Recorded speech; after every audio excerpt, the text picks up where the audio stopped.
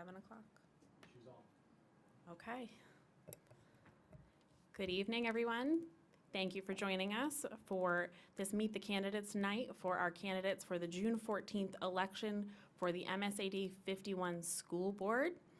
I'm going to give a brief overview of the format for tonight. First, introduce myself. My name is Whitney Miller. I'm the Director of Communications for the town of Cumberland. I'm here. We have 3 candidates in person with us tonight and 2 candidates via Zoom. This forum this evening is for the 2 open seats for the school board for MSAD 51. There are the 5 candidates. They're all competing for the 2 seats. There are no districts. The intention of this forum is to allow residents to get to know the candidates prior to the June 14th election. The candidates will answer 6 prepared questions that they have not seen. I do want to be clear that this is not a debate. We will not be taking questions. We ask candidates to be respectful of each other, not interrupt or interject while others are answering. There will be time limits set tonight. Each candidate is given 2 minutes to share an opening statement, 2 minutes for closing statements, and then they will have 2 minutes to answer each question. I'm happy to repeat the question for each candidate, and I have shared that with them already. So obviously, please let me know if you do not need me to do that. If they hit the 2-minute mark, you will hear a timer go off. You may hear that faintly at home. Of course, the candidates are allowed to finish their thought and their sentence, but we ask everyone to be respectful of the time. Candidates are seated here in alphabetical order. And then we have the 2 candidates that are joining us via Zoom. We will begin alphabetically and then proceed in a rotation so that everyone has the opportunity to be moved through the rotation and go first. We are actually going to start our opening statements with Hannah, who is with us via Zoom. So, Hannah, you can begin as soon as you are ready. Wonderful. Thank you. Kim, you want to give me a thumbs up that you can hear me all the way down here in the South? Great. So I apologize for not being available in person. When I was notified of the date, it conflicted with an already prearranged vacation with my family. So I'm spending some time with my kids and my husband down in the South. So I'm really thankful for technology tonight. Good evening. My name is Hannah Berry, and I am a lifelong Mainer. I was born in Buckfield, Maine. For those that aren't familiar, it's a small town outside of Lewiston and Turner, in the house that my dad built. And I was educated in the Portland Public Schools from grades 1 to 12. So I had a consistent education in the greater Portland area. I moved to Massachusetts and Wisconsin in my early adulthood for college and returned to Maine specifically to raise a family. And then I moved to Cumberland 9 years ago for the high quality schools that we have here in our community. My 4 children are Fiona, who's in grade 11. My son and daughter, Rowan and Keenan, are in grade 8. And I have a young son, Quinlan, who is currently a 5th grader at Breakwater in Portland, as he has some unique learning differences. And I'm not running for school board because I don't think we have high quality schools. On the contrary, we have an excellent school district, and I am running because I think that we can do better, and I want to help. We have amazing educators, very involved in active families, and a diverse group of learners. I would like to serve on the board to help us move forward into the future, to work on the overcrowding without an exorbitant expense, and to make sure that each child is taught in this district to be kind, honest, and is academically supported so they as an individual can do their best work. I currently work at Maine Health, and I am not running as any member of a political party or any member of a specific tribe. And I don't ask for your vote just because I'm a woman, or just because I'm a mom, or just because of my education. I ask for your vote if you're looking for a candidate that will work hard to support the mission and vision of MSAD 51. I ask for your vote if you're looking for a candidate that will listen to community members, even if we disagree. And lastly, I ask for your vote if you're looking for a candidate that will vote on policies with a rational, logical mindset based on facts and best practices on educating youngsters Hannah, to move in future. That's it. thank you. All right, I do just want to make note for all of our viewers at home and anybody watching this in the future that we are working through some technical difficulties with Zoom. So this obviously is all being recorded. We're also recording the Zoom meeting so we can have all of those links available to you so you can hear everything that Hannah and Kim are saying. So next we have Nick. Recording in progress. Bill, that's not working because you have the town pinned. If you unpin it, it will go to the person speaking. Hi, my name's Nicholas Dambry, and I'm excited about the opportunity to help serve my community. I moved to Cumberland in 2016 from downtown Portland, where I was born and raised. I'm a Mainer through and through. When my loving wife and I had our son, I was convinced to leave my beloved city. I come to Cumberland not knowing if this town was the place for me or my Portland pride. But only after a short time, I knew that I found my new home and a community that I could be proud of. This community is like the ones most people read about in books. My wife and I are very blessed to be able to raise our family here. My son is currently in kindergarten and will be in first grade next year at Mabel I. Wilson, and I want to make sure that I give back to the community and see it grow. Our high school is ranked the best in the state, but for Mabel I. Wilson, it's ranked in the mid-50s. If we want our district to continue to be among the best in the district, or among the best, we need a strong foundation. Children receive that foundation in elementary school. I believe we are an amazing school district with families, teachers, and community that cares and strives to improve. I believe we can serve our students better. I feel that our students and parents are the most important piece to a student's education. We better the synergy between parents and students and the school by bettering communication. When you improve a communication, you mend bridges, grow relationships, and move forward as one. I feel a byproduct of improved communication is a way for parents to take an active role in the student's education. I feel that we all want our children to succeed in life, and I would be honored to have the support from you on June 14th. Thank you. I sped that up a little bit. Thank you, Nick, and now we will have Dwight. Good evening, everyone. I'm Dwight Deckelman. I've been in Maine 30 years. I moved here from the West Coast, started up in Lincolnville, and moved down here about 15 years ago. I, too, have 3 kids. I have 3 kids, 2 of which are in the school system, one of which will be there soon. They age from 4, 8, and 17. Someone's leaving shortly. So we very much also moved here to Cumberland because of the school system. And I, too, do not want, I don't believe this is a political position at all, and it bothers me quite a bit that we've politicized the school board. I think we're all here because we live in a diverse and challenging world, and we want our children to be prepared for it. And I believe everyone wants the best for their children, and they want their children to be best prepared.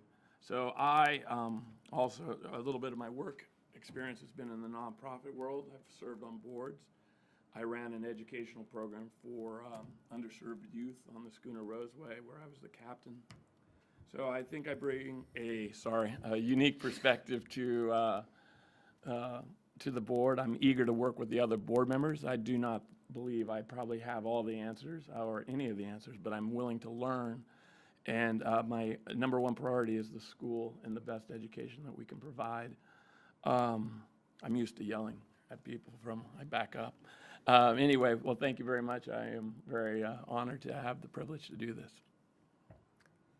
Thank you, Dwight. And now Christina. Hello, I am Christina Mitchell. I've lived in Cumberland Center with my family for 30 years. We raised our son here. He knows every soccer field and soccer coach the town has to offer.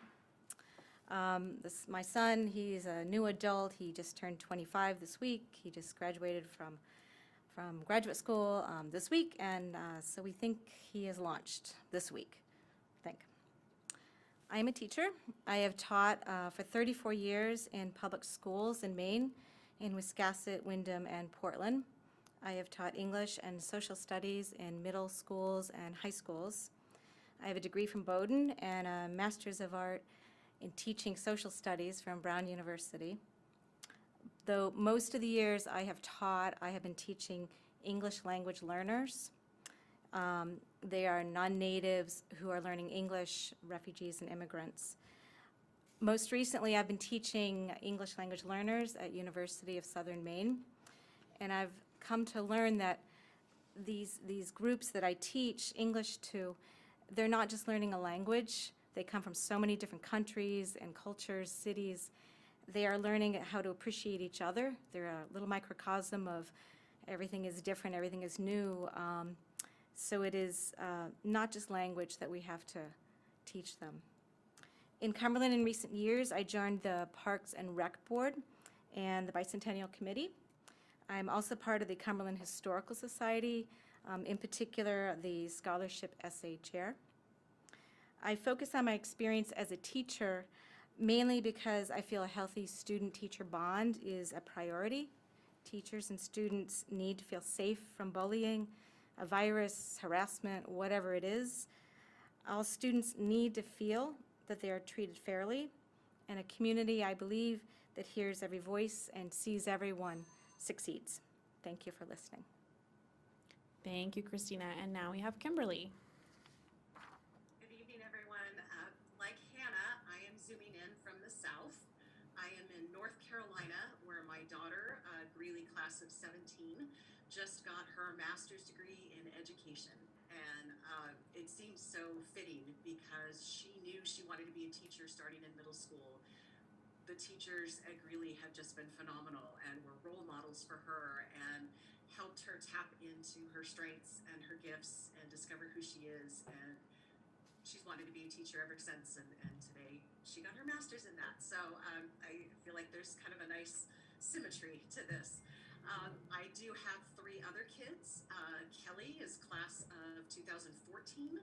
I have Martessa, who is actually at Baxter Academy, kind of similar to Hannah. She has kind of needed a unique approach to education.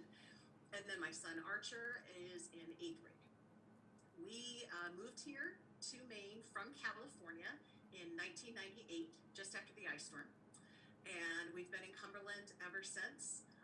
So doing the math, I have been an MSAD 51 parent since 2001, and by the time my son graduates in 2026, it'll be 25 years that I'm an MSAD 51 parent, and I'm very proud of that. I love our schools, and especially seeing my daughter today just reaffirmed for me that I really want to give back and to serve, just as everyone else has said tonight. Some of my experience, I ran the children's ministry program at White Pine Church for 14 years. That recently ended. I was president of CCNS, which is the Congregational Nursery School, served on the Casco Bay Can Board, and just, lots of volunteer opportunities. In addition to that, my husband and I run a driving school in Falmouth, Indy Driver. So we have a lot of time with teenagers. And Kim, sorry, that's time. Okay, sorry about that. Thank you. All right. Thank you all for your statements. I'm going to begin with the first question, and I will start with Nick. The school budget accounts for over 70% of the tax rate in Cumberland and North Yarmouth. What do you perceive as the school board's responsibility to help with the property tax costs in both communities?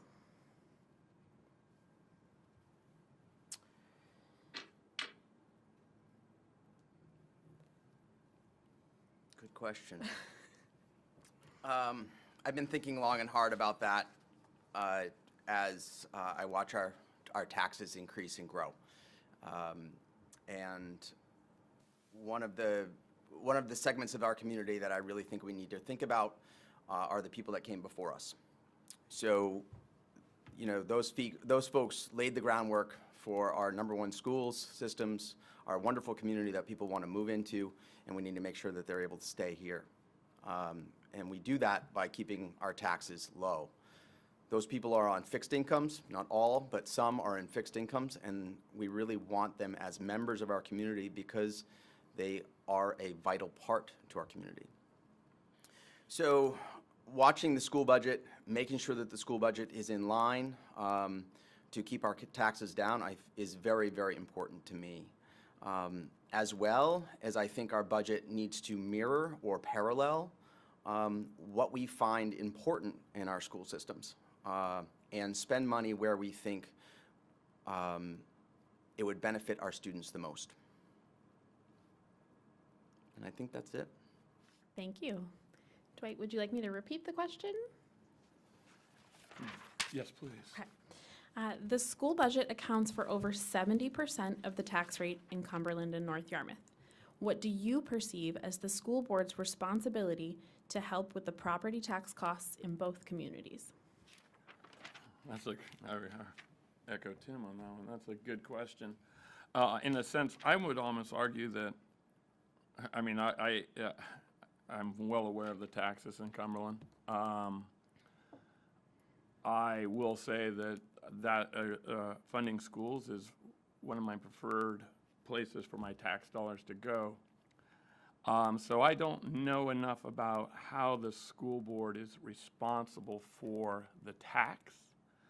I know the school board is responsible for the budget, and I would say that it's our responsibility of the school board to determine that we are spending that money wisely, efficiently, but to the advantage of the children of Cumberland. So I think I covered that one. Thank you. All right, Christina, the question? I agree. I think we should be very aware that all members of the community take part in supporting the school system, and everyone that pays taxes, whether they have children or not, are essentially part of the system. And we need to keep that in mind, as you have said, that some of them do not have fixed incomes and need to be very aware of their costs. We need to be very aware that it's a very expensive community. We all know that. We want to be sure that the parents and the grandparents of children currently in schools can stay here, and that newcomers can come, that it can be affordable. That being said, I always also want to say that large classes really don't benefit our students or our teachers. We need to be sure we can give them the smallest classes possible, as well as attract the best teachers, which translates as salaries and benefits. So all that being said, I consider myself a fiscal conservative. We just need to be aware of how to balance all of it. Thank you. Kim, would you like me to repeat the question for you? No, I'm good, thank Okay. you. I apologize for going over my 2 minutes. If No. I'd had an extra moment, the next thing I was going to say is that I also have an accounting background. And the reason that I bring that up is because we are losing Kevin, Peter, and Jennifer, who have all, I think, done a fantastic job of working on that budget. As Dwight said, it really does come down to making sure that the things that the teachers and schools ask for are balanced and reasonable, and certainly what we need. So those are very big shoes to fill. The three of them did an amazing job, but I hope to bring my accounting background at least to help with that. As everyone else has said, property taxes are an issue. As a small business owner, a family of 4 kids, college debt, no one wants to see their taxes go higher any less than me. But at the same time, we also have an amazing school, and that costs money, and teachers need to be compensated well. They deserve it. And so that is part of my perspective that I would bring, is making sure that the teachers are well compensated and our needs are met in a reasonable way. Thank you. Hannah, would you like me to repeat the question? I'm all set too, thank you. Okay.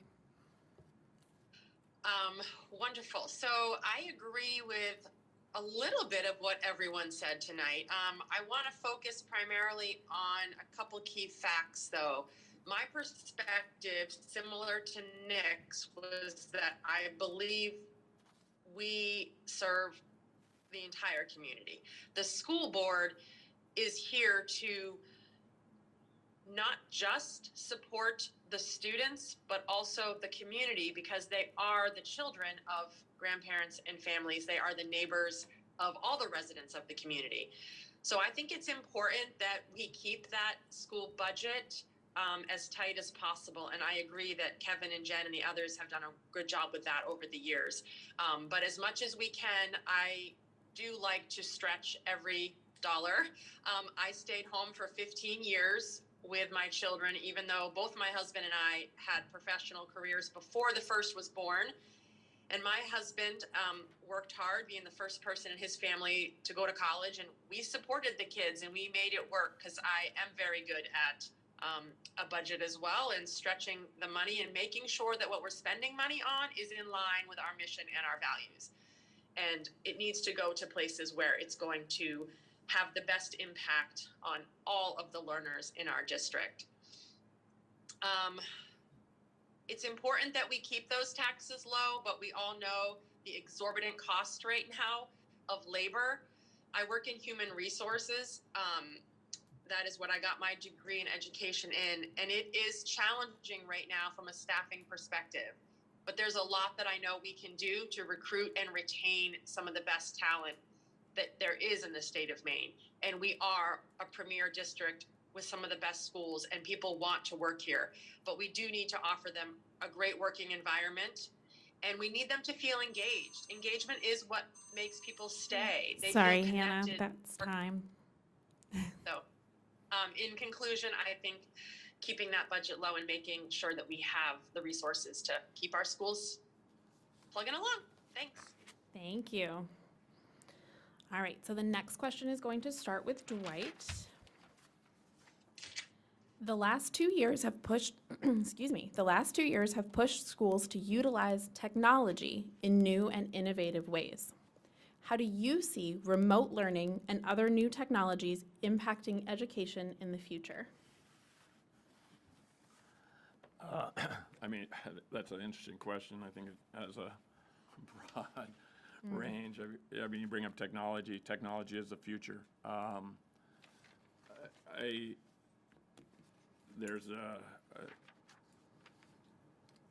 think we use technology very as effectively as we could out of necessity that nobody was prepared for. So I would imagine that we have learned a ton about the use of technology.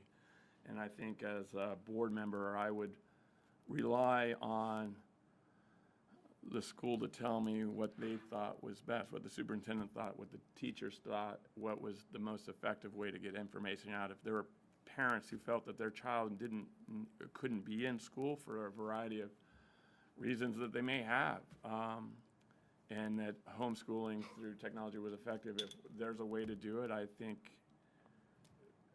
technology is a wonderful thing. I love I mean, look what we're doing here tonight. I mean, we have people in the South.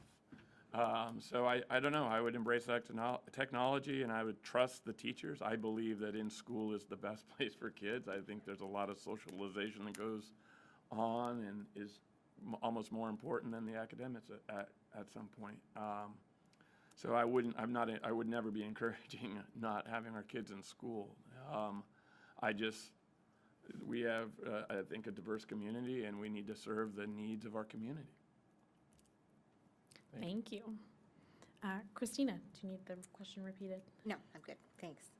I feel that the crash course that we all recently had because of the pandemic, experiencing using Zoom, perhaps the teachers, myself being one of them, learned maybe more than the students did about using technology.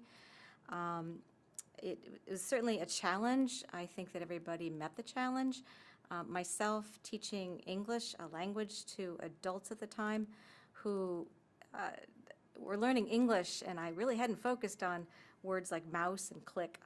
It was really quite a challenge to meet, but the determination of the students and the support that other teachers gave got us through it. And it's not something I want to give up now. I think we should always keep in the back pocket whenever we have an emergency, whether it's a string of snow days or climate crisis days or another pandemic or whatever. It's always a go-to we should value, and I think that we can continue to explore other ways to do it. I think for some students, my neighbor tells me her son actually, who has special needs, thrived, not having to be around a lot of distractions, did much better, actually. Not every day, but I think that we should look at ways to incorporate it in the future. Thank you. So next will be Kim. Kim, do you need me to repeat the question? No, thank you. I'm good. Well, it's very similar to Christina.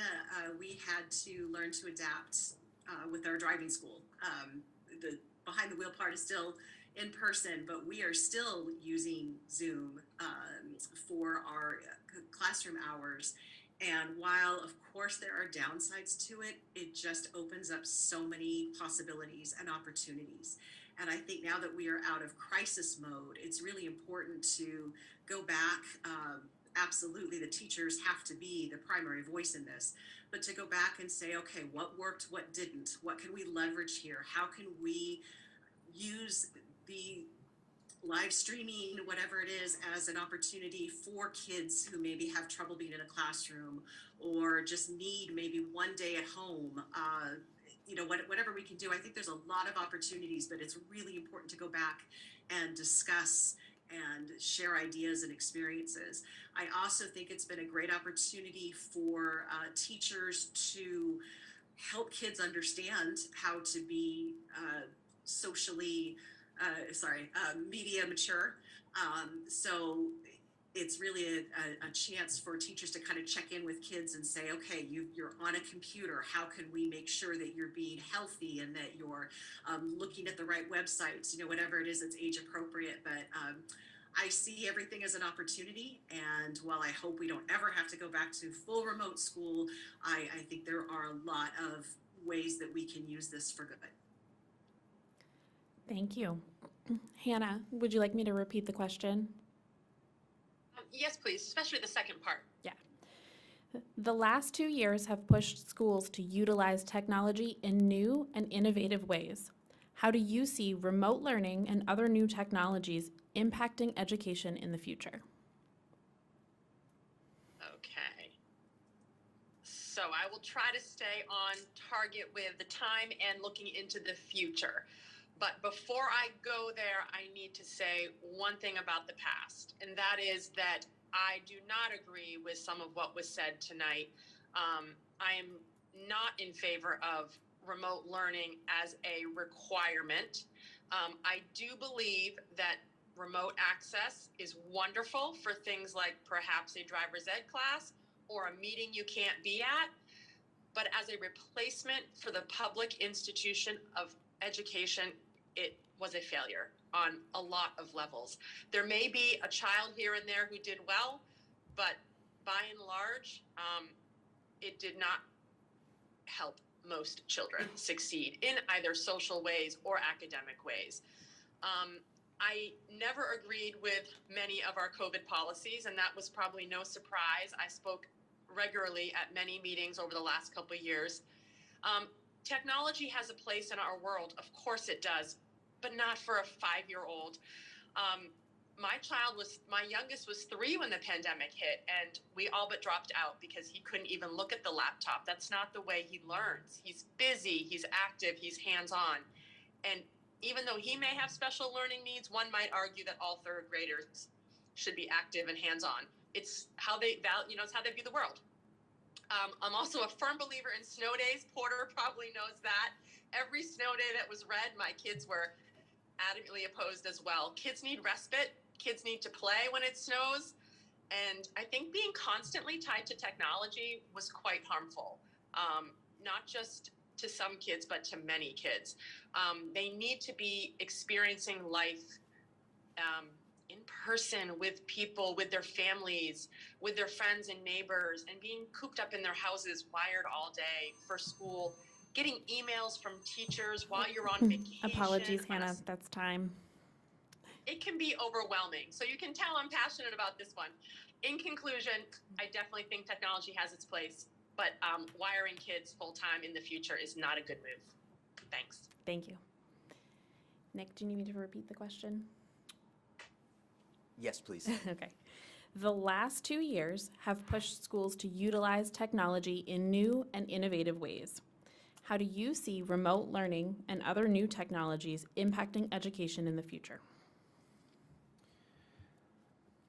Technology is a tool, and it should not take place of in-person learning. That's my belief, and that's my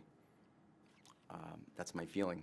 I watched my son hold an iPad for the first time in his entire life and get extremely frustrated because he couldn't log on. He was 5, and the school was the one that introduced technology to him. I don't think that's right. I think it's a tool. I think it's here forever, obviously. We are able to Zoom people in from far away, but nothing takes the place of a teacher's carrying words, their ability to teach them how to add or subtract or explain something.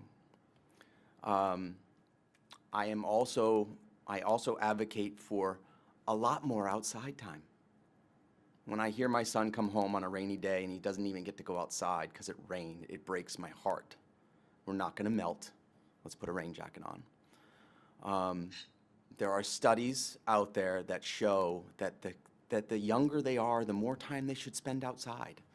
And I think we rely way too much on technology. Now, granted, I don't have a teenager, so I'm sure it's very different. I don't have somebody in high school, but I would agree that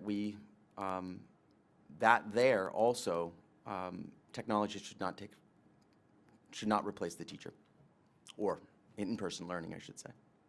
Thank you. Thank you. All right. Next question. So we're going to start with Christina. Can you please share your thoughts on the proposed referendum for a new school building in North Yarmouth for potentially pre-K through grade 2?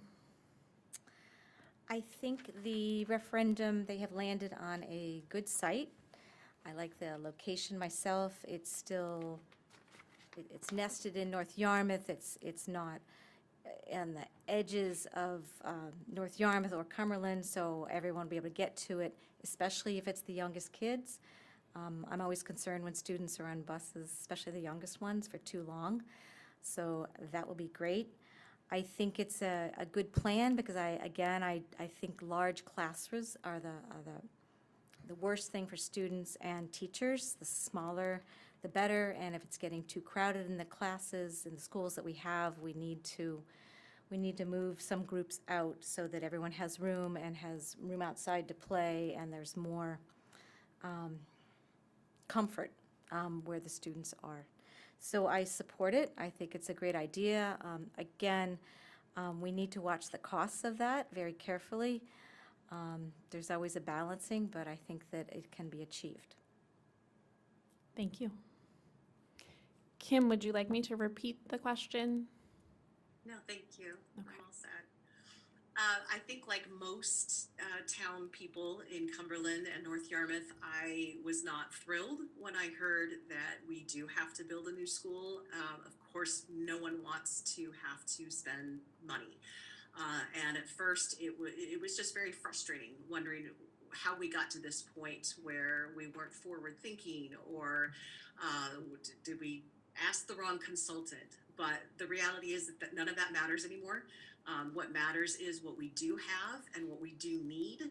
So I do trust the surveys and the studies that have been done that say that our kids are too crowded, that is not safe for our kids.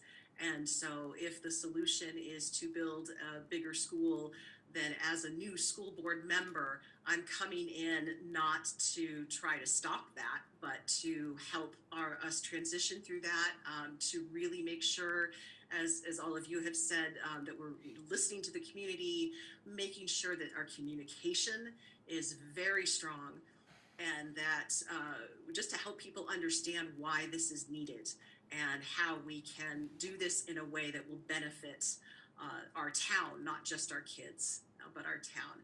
I am also, kind of as I said before, very much in favor of making sure that staffing matches our population. In fact, I think that's more important than space. But if those two can be done in such a way that people don't feel that their tax dollars are being spent irresponsibly, and every kid is known and is safe because we have the staffing in the space, then I will do whatever I can to help the school through that process as a new board member.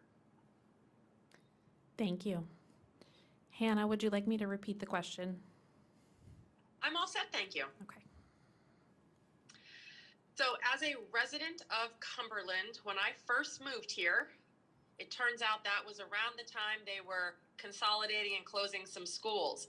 And I remember talking to the school board then because they wanted to know what I thought about it. And I said, I think it is fantastic that you are consolidating onto one campus because I'm a believer of kids playing outside, walking to school, biking to school, and building that community feel. I have not been in favor of moving a school back to North Yarmouth unless it was a North Yarmouth specific school near the village center. I personally think busing children for many reasons from the Foreside all the way up to North Yarmouth is not great for the kids or the environment. I've long been an advocate of consolidating on campus. I know we have challenges, but I'm a believer that everything can be figured out. However, it's gone on for too long that we have had far too many portables. So my math may be a little off, but when my son left Mabel I. Wilson in the 3rd grade in the pandemic, there were 6 classrooms outside. Before that, there were 4, before that 2, and now there's up to 12, I think, just at Mabel I, somewhere in that ballpark. So it's been 5 years, we've been growing, and I'm not quite sure why we haven't quite got that plan to the voters yet. So if I were elected, I would absolutely do whatever I could to get a solid, affordable plan to the voters. And if that means it has to be in North Yarmouth, then that is what it will have to be, because we cannot have teachers and students in portables much longer as it is. I'm not sure how many they're going to put out there, 12, 14, 16, 18.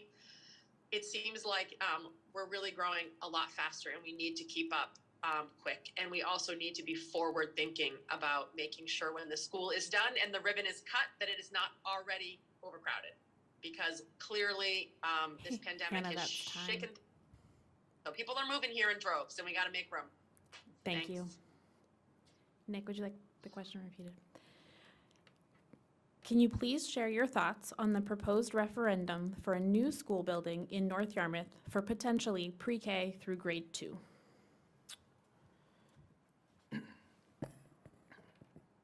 Is that, are you starting with me? Oh, Yeah, okay. All right, just wanted to make sure. we're actually going over to, sorry, Kim, that's Nick. Oh, that's Nick, I apologize. That's okay. All right. Based on the new growth projections that I've been seeing going to school board meetings, we need a new school.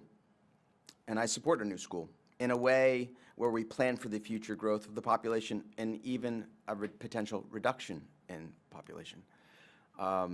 It breaks, it bothers me that we got rid of a school and now are needing to build a new school. That just makes me think that we didn't think forward enough. Now, granted, I wasn't here, so I don't know all the ins and outs of it. But to burden the community with a potentially $80 million school build is a hard pill to swallow. And it goes back to my earlier comment about trying to keep taxes low for our community. But I will say is if we improve our students' foundation, because it's Mabel I that needs to grow. Mabel I needs to get better. Yes, we have the #1 school district, but Mabel I needs to get better. And if we don't make Mabel I better, we're not going to be the best school district any longer. So we need to improve the students' foundation and continue to be the top school district. To keep our current teachers, because they're not going to want to work in trailers. Attract the best and new teachers and give them the tools so they can flourish. Schools, communities, colleges, they all build the best things for their community because they want to attract people there. And it's not all about the money with people. You build a culture and people want to be there. If you build the culture, people are willing to make less money. If they love going to work, if they love what they do, and if they love where they work. Maple Eye needs support, and that's what we need to do. We need to give Maple Eye its support so we can continue to grow our community. Thank you. Thank you. Dwight, would you like me to repeat the question? Yes, please. Can you please share your thoughts on the proposed referendum for a new school building in North Yarmouth for potentially pre-K through grade 2? I agree with much of what has been said. I don't actually know enough about the decision. I just would put out there that it is the cost of a appealing place to live. People want to live here. People want to raise their family here. So schools grow. The small town where I grew up, the high school that I went to is no longer there. They built a bigger school and consolidated. It seems what happens in desirable places. We need to. I think the one thing nice about America and what makes America great is that we have a public school system, and you have to build a public school system for the kids that are there. You can't jam them in trailers, although my kid doesn't mind the trailer. But we gave up a ball field for that, so there's costs. But as the school board, as a member of the school board, I'd work with and very much enjoy working with the school board on designing and working on the school proposal. I think what more exciting can it be to build a new place for kids to learn? Thank you. Okay. So, Kim, I'm coming to you next. Knowing the strong support for education in this community, what are the steps you would take to continue to strengthen the relationship between MSAD 51, the school board, and Cumberland and North Yarmouth? Thank you. I'm so sorry, Nick, about earlier. I lost track of where we were, so I apologize for that. I kind of alluded to this earlier. I think communication is the biggest part of this. Each of you have talked about this in your own way as well. But as soon as someone feels that they're not being heard, whether it's as a parent or as a town member who is outside of the schools themselves, but still a member of the town, anytime somebody feels like they are not being heard, that's when tension begins and when contention certainly begins. So the biggest piece is being accessible, being a person of integrity, someone that people feel that they can trust. So those relationships are huge because some of this stuff you do have to sell. Most people do not attend school board meetings, and if they do, they stay for the public comments. I attended one several months ago, and it was boring and long and difficult and a lot of data. And I thought afterwards, wow, these people really work hard. And the average person does not read the material. They do not listen or watch the school board meetings. So it's going to be so important for us to, as a school board, as a team, make sure that we are not only listening to the community and bringing that to the meetings, but then bringing what happens at the meetings back to the community so that people can hopefully understand things and be taught in such a way that they know how we arrived at certain decisions. Thank you, Kim. Hannah, would you like me to repeat the question for you? Yes, please. Okay. Knowing the strong support for education in this community, what are the steps you would take to continue to strengthen the relationship between MSAD 51 and Cumberland and North Yarmouth? Thank you. I have never been one to back down from participating and speaking my voice. So the communication piece between MS80 51 and the two towns in which we serve, I think, is the most important element to building back some bridges. I've always been a strong supporter in the school board tying in their work with the towns, and I know that that has made some progress over the last few years. I know myself, I have seen at school board meetings where someone from the North Yarmouth Select Board and someone from the Cumberland Town Council have come to speak. So I think having those groups work together is paramount to the forward building blocks of our community and bringing back some of those bonds that may have been shaken over the last couple of years. It goes without saying that a year or two ago, things were pretty tense around here. I personally would love to see MSAD 51 streamline their communication. It is true what Kim said, that not many people have their evenings free to attend all the meetings, and we all have to choose how we're going to spend our time. But I think our communication piece can be streamlined quite a bit so that townspeople can know what's going on, and even families can know what's going on. I think the towns and the school can definitely work together to maybe compact some of that information that we send out daily, weekly, monthly, so that the communication can be improved and people can feel like they know what's going on and they know what options they can take to be involved and give back to the community, so that we all feel like we're one part of the school system here, which we are. So thank you. Thank you, Hannah. Nick, would you like the question repeated? Please. Knowing the strong support for education in this community, what are the steps you would take to continue to strengthen the relationship between MSAD 51 and Cumberland and North Yarmouth? I opened my comments about communication, and I think that that is the keystone piece to all of this working together, and having a discussion between the city council and or actually probably more like the planning board, city council, and the school board. They should work in synergy. It should not be a surprise to our community that we're building new houses, new apartments. Well, it shouldn't be a surprise to the school board that we're building new houses and new apartments in our community that's going to add a strain to the school. So there should definitely be some synergy between those two parties to help the growth of our community and make sure that it's easy and smooth. Community, conversations between the community, I would say we definitely need to improve. I was looking to run for the school board and I couldn't find anything on the town website about it. I actually had to call, which is fine. I don't mind calling, but I couldn't find anything. You know, it's just little things like that. And obviously you can't check every box for everybody.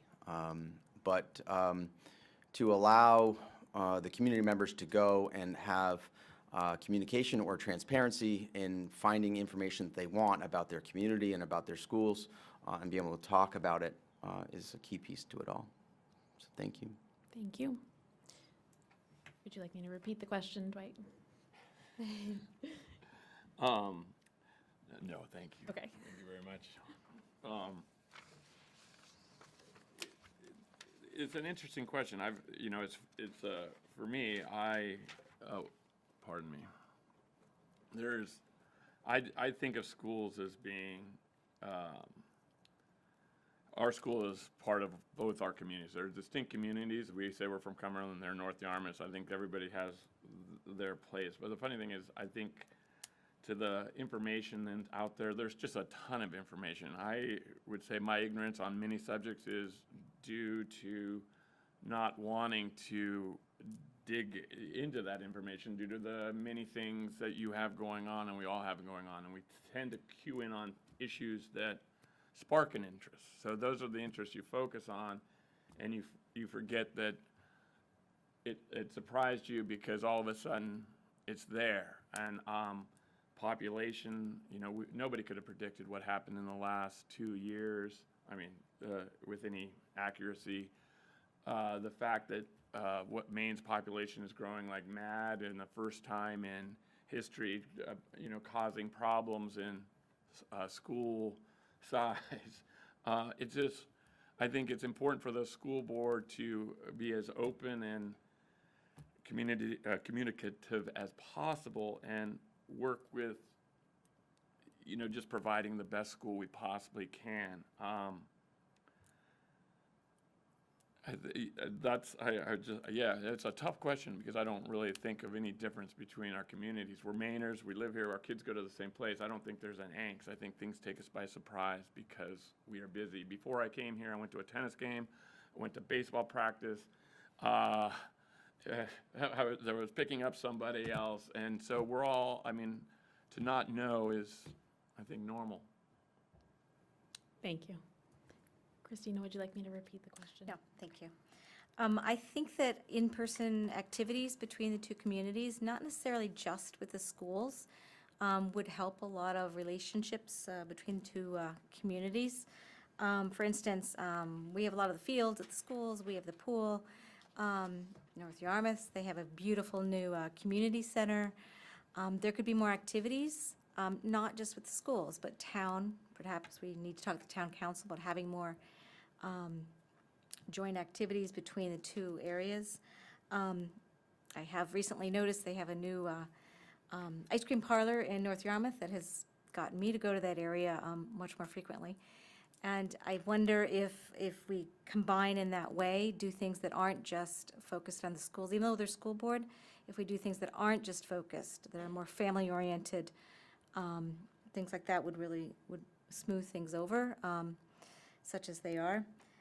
And the other thing I would point out that I think it's another reason it's good that the new school will be built in North Yarmouth. I understand the concern about the travel time and everything else. I definitely appreciate that.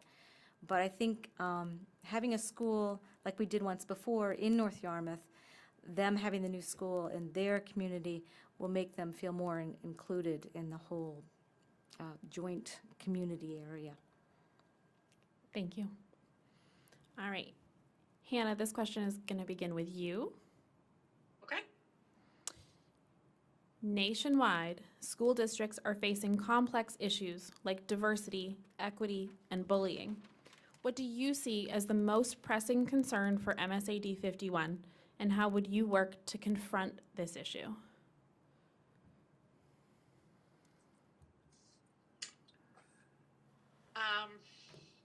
Tough question, as you know, I'm sure. Definitely saw it coming tonight, though. Personally, I look at this through the lens of my own life. And being that I've already shared that I am a born and bred Mainer, and I was educated in the Portland Public Schools, you can imagine how different that lens is now, and what I see taking place in our country, and what I see taking place in Portland, where they just recently had a lot of protests by the students, I guess you call them walkouts, around feeling like they're not included. And I believe the principal has taken a leave of absence at my old Lincoln, and I think someone else up there might have gone to Lincoln too. It definitely upsets me. I don't appreciate the aggressive approach to the issue. I don't appreciate the divisiveness. We are very fortunate to live in Cumberland. I'm also not going to deny the fact that I live there based on a lot of hard work that I have done in my life. And I believe that we all need to be educated. We all need to be educated from a place where we're at, regardless of what group we belong to or what color skin we have, whether we're gender, preferences, pronouns. We all need an education, and it needs to start with a connection from your teacher. And I think if our teachers and our community is a safe and kind place to grow up, we can all learn the skills that we need to be successful in life. If we can be kind to one another, I think bullying is definitely probably my number one issue to address when it comes from an equity standpoint. I think every child comes to the table with differences. It's time, Hannah. I have one. Okay, I will wrap up in a minute. Sorry, I'll go quick. I have a child who's a white male, but he has a world of differences in the way he looks at the world, which makes him very unique and subject to a lot of bullying. So it's not just about skin color. I think we all need to look at the issue from a place of kindness and not fear, and we can do good work together. Thanks. Thank you. Nick, would you like me to repeat the question? Definitely. Nationwide, school districts are facing complex issues like diversity, equity, and bullying. What do you see as the most pressing concern for MSAD 51, and how would you work to confront that issue? Well, I'm going to go back to my my opening statement. It all begins with communication. It all begins with us talking with each other and understanding our points of views. And it breaks my heart when you feel like you can't speak freely because you're going to be judged. It's not the America that I grew up in. And I don't care for that. I too am in Cumberland due to hard work, but not just my own, my mother's, my father's, my grandparents', my great-grandmother that came from Italy. You know, so we all have our own backgrounds and we all have our own things, and we're all in Cumberland because of people before us. I believe in equity in access to tools and the opportunities, but not equity in outcome. If you're going to work hard, then you should be rewarded. Not everybody's going to do the same thing, and not everybody is going to try to excel as much as you may want to. I believe as a community we should get everybody the resources and the tools they need, that they're under our care, so they can succeed in their life. I want to break barriers for all of us and build a mindset in our students of a growth mindset and remove all limiting beliefs, because that is what's important. You can do whatever you'd like as long as you work hard for it. That's my belief. Thank you. Dwight, would you like me to repeat the question? Yes, please. Okay. Nationwide, school districts are facing complex issues like diversity, equity, and bullying. What do you see as the most pressing concern for MSAD 51, and how would you work to confront that issue? I think all those words are interesting words, and they mean so many different things for different people. This is, I think, the political side of the conversation. I agree with many of the things that, I mean, bullying has been a bad thing since any of us went to school, right? We are only now identifying some of the things that we're opening up what bullying is about. I talked to my 17-year-old and I asked him about, how much bullying do you see? And they see very little. And I think back to when I was in high school, it was not easy to be gay, and that is something that I think we've come a long way on, and that was because of education and acceptance. And I think there are other issues just like that that we need to be aware of. When I was in high school, there were terrible jokes you'd say about people, and it was normal and accepted. I don't know whether I have 3 adopted boys, so sometimes this kind of gets me. So anyway, I think the most important thing is diversity. We need to teach diversity because the world's diverse. We live in a very sheltered community, but our kids are going to go out in a bigger world. And so we need, it works in every direction. And so that's what we need to be preparing. Bullying doesn't help. Having an unequal system doesn't help. So if we can make it as equal as possible, and we're aware of our biases and where our prejudices, we weren't aware of our prejudices. Our prejudices were accepted. So to sum up, I think we support our teachers. You need small class size. You need to have kids feeling safe at school. It would be the most important part. Thank you. Christina, would you like me to repeat the question? No, thank you. I agree with a lot that has been said. I think the whole community benefits when there is diversity. There's always been diversity. Sometimes we're more aware of it as a society than other times. Certainly, if there are issues of sexual preferences, of identity, gender identity, of race, it brings it to the fore. But it has always been there, whether you're talking about when the Irish came, the Italians came. We don't perhaps even focus on that as diversity anymore, and yet it was to our predecessors. And we all need to be aware, students need to be taught how important it is to be aware.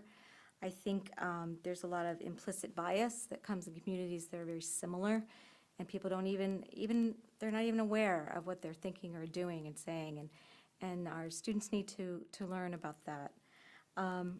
The topic of equity, I have to admit that it confuses me that there's even an issue. I've taught in the ELL program for so long, it just seems natural that people understand that in classes, for example, I've had students who speak Spanish, students who speak Vietnamese. The Vietnamese language, they don't usually use the ending syllables. The Spanish students pronounce every single letter. And I've had students who adapt to each other and realize, oh, that student isn't being understood, and they fill in the syllable for them. And then they both learn at the same time.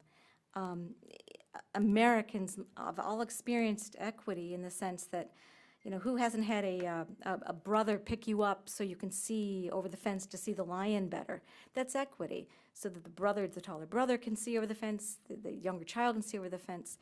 It's been made into a topic that is such an issue, and I don't get it. It's something we've all experienced, and we all believe in.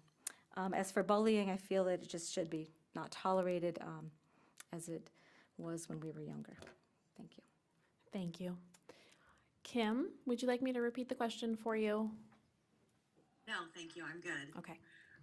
This is one issue, like everybody else, I anticipated this, and this is the one thing that I've actually written ahead of time. As I have struggled and processed this and grappled with all of this, I feel like I've kind of, for myself, narrowed this issue down to 3 main principles. First of all, and this goes without saying, like Christina said, every student and MSAD 51 community member must be kept safe, physically, emotionally, mentally, socially, and academically. This includes making sure that each student and faculty member feels known, seen, included, welcome, and equipped so that they can develop into the person they were created to be. Number 2, we have to recognize the fact that we are in a predominantly white, privileged school district, and that is why it is crucial that our country's true history is taught. Understanding how people have been marginalized in America is not a shaming or a guilt-inducing process. Rather, it's giving this generation an accurate and vivid worldview so that they can recognize prejudice and injustice in all its forms, ensure that the same mistakes are not repeated, and are inspired to creatively and compassionately do their part to bring about any needed change. And the last piece of this is that our leaders must exercise both fiscal integrity and generosity. We've touched on this a lot tonight, but if we are serious about prioritizing equity, then by definition, we must balance the amount that we invest in our children with also protecting our community members and their financial security. Furthermore, we have to think beyond our district and be prepared to share our resources with other districts who don't benefit from the mean income that Cumberland enjoys. And this potentially means sacrificing some of our wants in order to contribute to their needs. The property tax structure is very unfortunate. That's time, because Kim. we benefit and others don't. So I've given this a lot of thought. I love talking about it because I really love hearing what other people have to say and how they've arrived at their decisions. So please know that this is a conversation you can talk with me about regardless of how you feel about it. Thank you. Thank you. All right, this is our final question, and this time we're starting with you, Nick. In your opening and closing statements, you explain why you chose to run for school board. If you are elected, what one accomplishment or completed project would signify a successful term for you? Can I just ask for clarity. Yeah, of course. So this is the final question, and then there's closing statements. And then you'll have closing statements, Okay. correct, yes.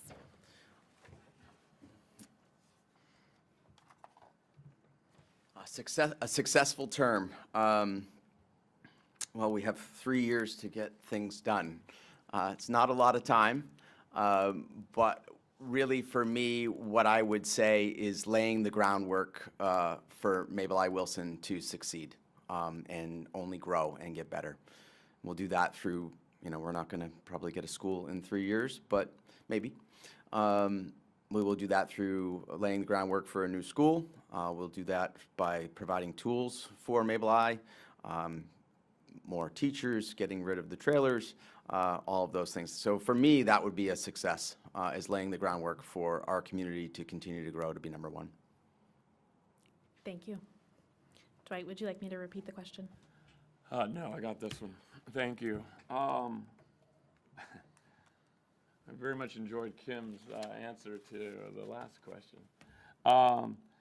A successful term of school board,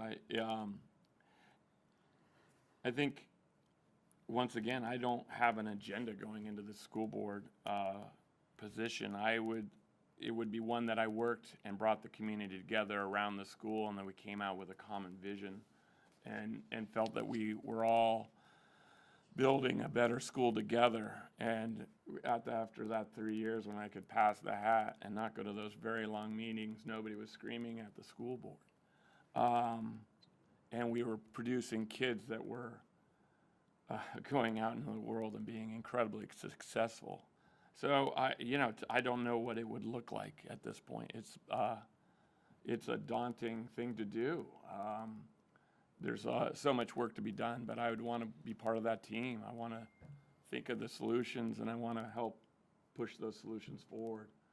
So I think that would be, if that's what I have for that. Thank you. Thank you. Christina, would you like me to repeat the question? Good, thank you.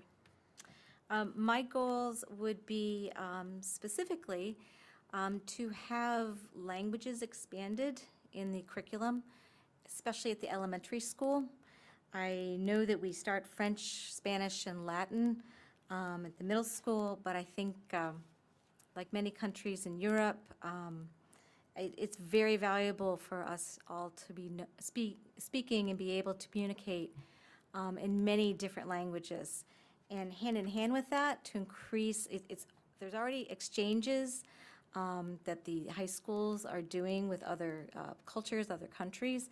But I think if we can expand that even more and put money behind it, partly exchanges with technology, but in-person exchanges, if we could sponsor senior trips to not necessarily just Europe, but other countries. I know it's expensive, but so are laptops, so is technology. And I think if we put some money behind that, if we start some programs like that that are new, I think that would be awesome for our community and for the country, for the world. Thank you. Kim, would you like me to repeat the question? No, thank you. Okay. To me, to be able to look back 3 years from now, it would be very hard to quantify something.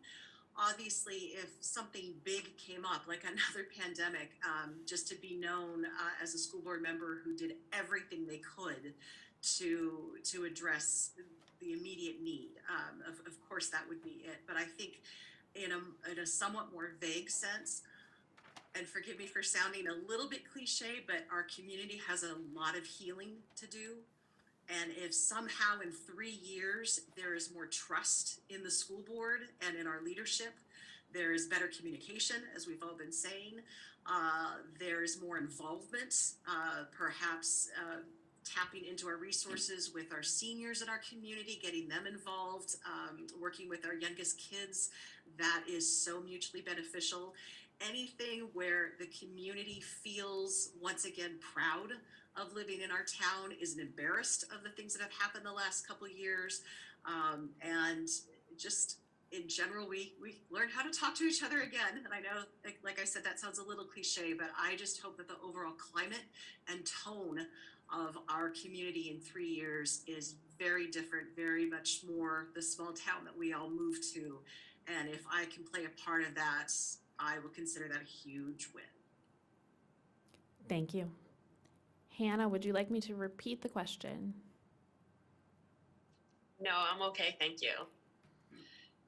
It's really hard to narrow it down to one accomplishment, and since I can talk kind of fast, I'm hoping I can get a little bit more in the next 2 minutes.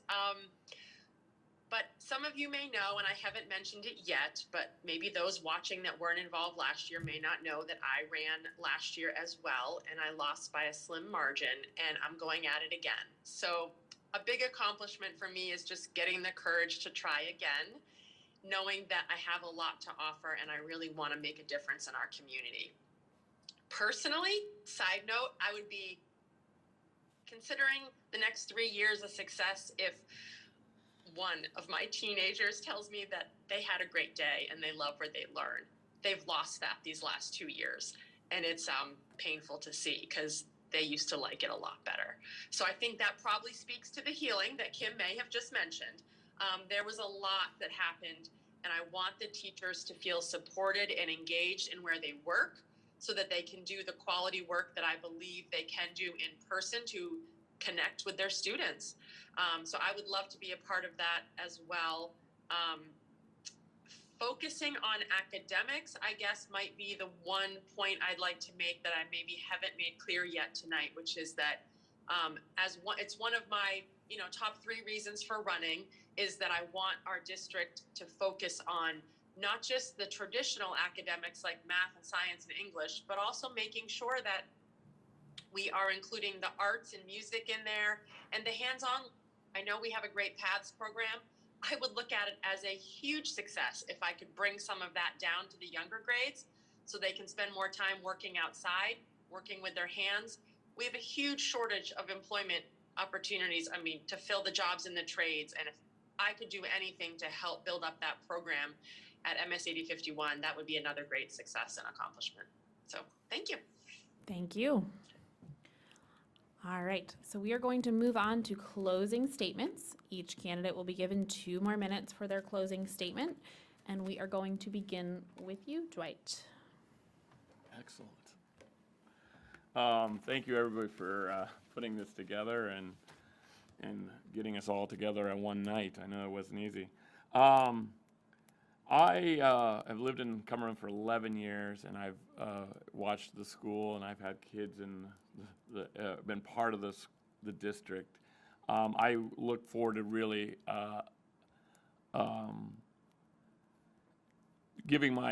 putting my time in and giving back to the community. I believe in community. I believe that schools are our future. I believe that everybody in our community benefits from a good school. I think we're all very similar in our belief structure.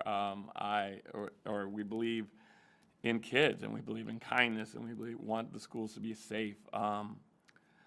So I think it's going to be tough for all you people out there. I think I bring a different perspective to this. I've worked in the trades. I've run education programs. So I think I could be helpful on the board, and when I put my mind to it, I work hard. So I appreciate your time. Thank you. Thank you. Christina. The town of Cumberland and MSAD 51 is going to grow, as it always has, to remain a desirable community as it is perceived. I think we need to continue on the path that's been started by the Equity Community and Foundation 51 and the parent-teacher organization. We need to continue on the path with an open and welcoming community. That means we keep our rural character and along with accepting new residents. The school board, I think, needs to work alongside the town council to allow generational residents, along with newcomers, to be able to continue to afford to live in town. In the schools, we need to ensure the faculty and the students all feel safe, and everyone needs to have a sense of being treated fairly. This includes the parents and both communities, North Yarmouth and Cumberland, including those people in the community who did have or don't have children in the schools. I think a balance has to be struck between the taxpayers' economic resources and providing everything the town resources can for all the children in the community. Thank you for your time and your vote. Thank you. Kim, you will be next. Yes. I echo what Dwight said. Not a single one of us is here for any reason except for the fact that we want the best for our kids and for the kids of our community. Each of us is a parent, each of us is a town member, a taxpayer. So each of us has to vote for someone for 2 seats as well. It's not just for ourselves. So we really have to be thinking through what does make someone a good school board candidate. And I don't believe that any one of the 5 of us would be a poor choice. I think that for me in the past, and even in this election that will happen on June 14th, what I look at is whether someone is working to bring their personal agenda or their political agenda to the school board, or are they truly coming to represent the town that they love and want to serve? And that is the category I fall into. I think that we have a couple great people on the school board already who are very focused on progressive as far as equity, as far as recognizing change that needs to happen. We've got some great people. We've got a couple great people who are really good at reining it in and saying, okay, yes, we need to be compassionate, but we also have to think about the community that we have right now and how can we support everyone, not just perhaps someone that isn't feeling welcome. So I feel like we have 2 sides that are going to constantly be bringing those issues to front, and the rest of the school board needs to be that glue that says, okay, this is a great point. This is a great point. Now let's come together and figure out how we can make that work. So I am the type of person who does not bring an agenda. I just want our community to work well together, and I want to bring the best of us, which includes financial responsibility, fiscal responsibility, as well as that sense that everyone is included and welcome and seen and safe. So That's time, Kim. Sorry. you vote for me as one of the 2 candidates, again, I want nothing else but to represent everyone. I feel like I know the community really well through my various jobs, and I'm excited to take this next step as I serve. Thank you. All right, Hannah. Yes, good evening. So in conclusion, I have, if you could only see my pile of notes here. I'm an avid note taker. I do it old school with a pen and paper, but I want to touch upon a few key points. I've heard a lot of us say tonight various parts of we all want the best for the community and for the kids, but I do think that there is a clear, distinct, different approaches that we have seen brought up throughout the last few years, and how we come about making decisions as a board is one of the most important things that I value, and that is that the board challenge each other, listen to each other, and when necessary, call each other out when things may be more agenda-based and getting a little bit off of track. I've seen a lot of board meetings in years past where it's just everyone votes in unison, there's not a lot of discussion, and since last year's vote, I have seen some real positive changes, and I want to keep that momentum going. I think the board is more communicative with each other in front of the public, and I think that's helping to build back some of those bridges, and I'd like to be a part of that momentum in moving forward into the future. I want to make sure that I stress that I believe in the importance of outside play, keeping things moving in the right direction for some space for those youngest learners who are way overcrowded. And I just want to say that I ask for your vote if you're looking for a community member who is going to listen to all sides of a situation, and I will make decisions based on rational, logical thought and keeping the budget in mind when making decisions that come with a large price tag. And lastly, I wish all the candidates the best of luck with their campaigns and on election day. It's going to be another 5-way race, which is so exciting, and it will be nerve-wracking also. And I wish you all to get your friends and family to come out to vote, because we all know that each vote matters in a town of this size. And so really encourage your neighbors It's and time, friends and Hannah, family to sorry. and we look forward to seeing everyone around town next month. Thank you. And Nick? Thank you. Wow, what a wonderful experience tonight was, and I would be honored to serve on the MSAD board, MSAD 51 board. We have great schools, and I would like to see them continue to be great and get better. Bringing better communication with parents, students, and teachers is one of the number of things that we can improve. When looking to improve, we should focus on the number one thing, our children. We should make sure that we handle our community's growth, our increase in student population, with thought and care for all community members. Make sure that we examine all possibilities. Spend time now to make sure that the new school we build achieves the goals now and in the future, while being a home for education that everyone can be proud of. While looking at school budgets, think about the community members that came before us that are now on fixed incomes. We need to honor these people by keeping them in the community and keeping their tax burden low. Our budget should mirror our mission statement of the district, spending money in areas that are important, to grow our children. Early in life, I always thought there was a destination I needed to get to. When I hit a goal, or when I get here in this point in my life, I would have made it. As I've gotten older, I've realized that you never arrive. You're always trying to grow. The competition is not with somebody else, but with yourself. If you strive to be a little bit better every day, you can achieve beyond your wildest dreams. For the next generation, I'd like to see our schools instill a growth mindset, one where all possibilities, where one is all possible, no matter where you come from. We are not victims of our circumstances, but a product of our choices and decisions. We as a community should provide equality and opportunity.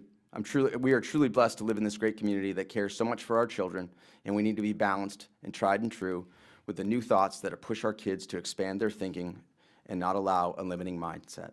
Please support me on June 14th. Thank you. So that concludes our Meet the Candidates tonight for the MSAD 51 School Board. Again, we have 5 candidates and 2 open seats. Election day is Tuesday, June 14th. For Cumberland residents, you're going to come right here to Town Hall. Polls open at 7 a.m. and close at 8 p.m. I want to thank everyone for attending with us tonight, either here in person or remotely.